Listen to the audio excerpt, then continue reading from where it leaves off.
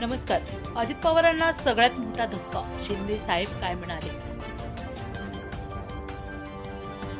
महानगरपालिकेच्या निवडणुकीच्या पार्श्वभूमीवर राज्यात राजकीय घडामोडींना वेग आला.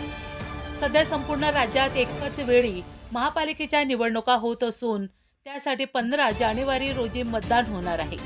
सोबतच या निवडणुकीचा निकाल 16 जानेवारी रोजी लागेल.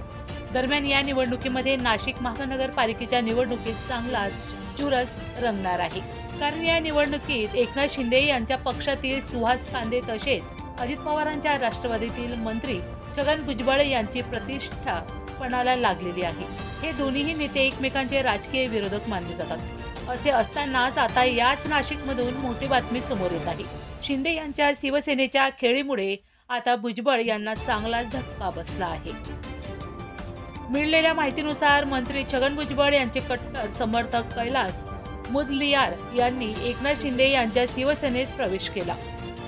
गेल्या अनेक दिवसापासून मुदलियार यांनी शिंदे यांच्या शिवसेनेत चर्चा चालू होती. मुदलियार हे छगन भुजबळ यांचे जवळचे आणि विश्वासू नेते मानले जातात. नाशिकमध्ये मुदलियार यांची ओळख ही भुजबळ यांचे कट्टर समर्थक अशी होते. याच मुदलियार यांनी आता शिंदे यांच्या शिवसेनेत प्रवेश केला. भुजबळ यांना कोंडीत पकडण्यासाठी शिंदे सेनेने ही मोठी खेळी केली.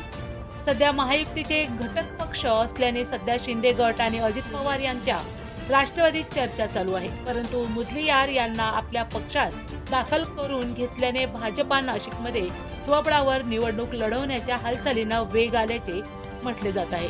मुदलियार यांच्या शिंदे यांच्या शिवसेना प्रवेशावेळी मंत्री दादा भुसे उपस्थित होते. शिवसेनेच्या कार्यालयात हा पक्ष प्रवेश सोहळा पार पडला. दरम्यान मुदलियार यांच्या शिवसेनेत प्रवेश होणे हा भुजबळ यांच्यासाठी मोठा धक्का असल्याचं बोललं जात आहे. त्यामुळे मुदलियार यांच्यामुळे होणारी हानी भुजबळ कशी भरून काढणार हे पाहणं महत्त्वाचं ठरणार आहे. मिळालेल्या माहितीनुसार मुदलियार हे नाशिक महानगरपालिकेच्या प्रभाग क्रमांक 20 मधून निवडणूक लढवण्याची शक्यता दर्शवली जात आहे. पुन्हा भेटूया अशाच नवीन न्यूज बरोबर. जय हिंद, जय महाराष्ट्र.